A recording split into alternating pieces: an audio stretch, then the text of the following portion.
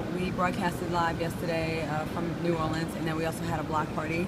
Okay. So all of our listeners would come out and hang out with us, meet us, take pictures, and it was really amazing. Thousands of people showed up, and that was fun. And then I'm also on a panel tomorrow at about 2:50, I think. It's a no judgment panel, so we're going to be talking about being judged and not judging, and image, and all those kind of interesting things. And being a black woman on reality television, I think it's going to be an interesting discussion.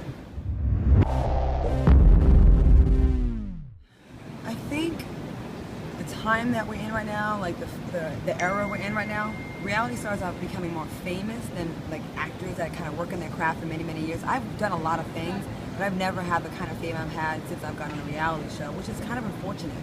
Because you have some people, there's a lot of people that have talent that are on reality shows, but there are some with no talent whose egos just get so out of control. And it's like, I know people who have won awards, who are amazing actors, who went to school for it, that have worked on their craft, that have really long resumes that wouldn't dare take the blessings for granted. And it frustrates me sometimes. So I would like to get back on a scripted show, no shade to reality, because it definitely gave me a boost that I was looking for. And I want to come on there and just, kind of raise my profile.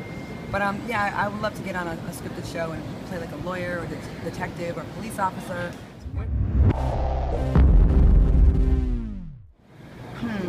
I'm old school hip hop head and like old school hip R&B. To me old school is like medium old school. Like I like the Luther Vandross, I like the Albie Shores, the Keith Sweats, the Jodeci, the Shy. Okay. Like, I think the 90s was like the golden era when it came to hip hop and R&B. I think that we've never been as great as then. I totally agree. And I would love to kind of get back to that, like songs. We had Public Enemy that, they were our voice, that they would fight for your right and all that kind of stuff. And we don't have anything like that now. And it seems like the people that are trying to make conscious music, they're not just getting any static, they're not getting any runs on the radio shows. And the radio, these program directors, they play the same 5 songs that kind of keep you brain dead all day long. And, we're guilty of it. Every mainstream radio show station does that. And we're kind of, the messages we're putting out there, like, people get so hyped off like the most ridiculous lyric in a song, and then they emulate that. Yes. So I just feel like we gotta be. I would love to see more responsibility in television and music, but then I would also like the consumer to demand it, because the reason why people keep making the kind of music is because that's what sells. And they have to pay their bills.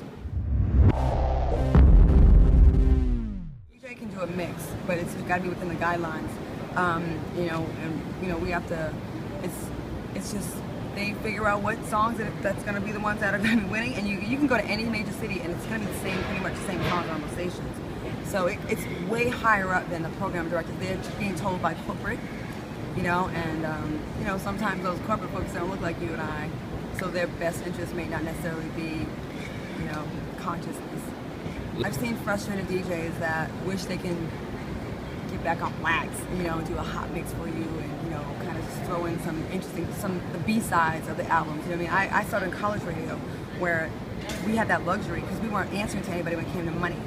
There was no sponsor, there was no advertisers.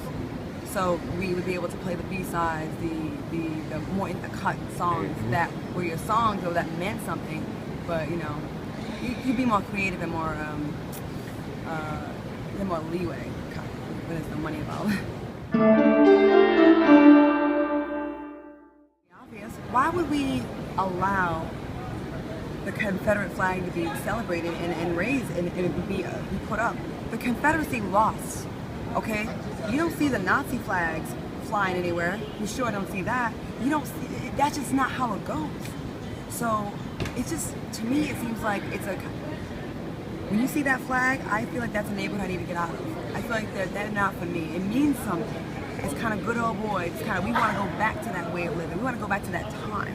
So as an African-American person, I feel like, actually not even just as an African-American woman, all of us should be offended by this flag.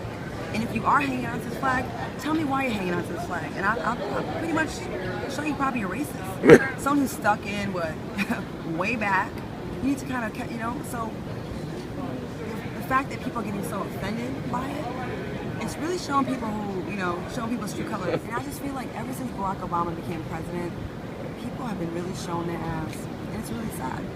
It is. Really sad. I thought we were going in a positive, we still are going in a positive direction. I feel like when you grow, you have growing pains. And soon enough, the old good old boys that have this mentality, they'll die off.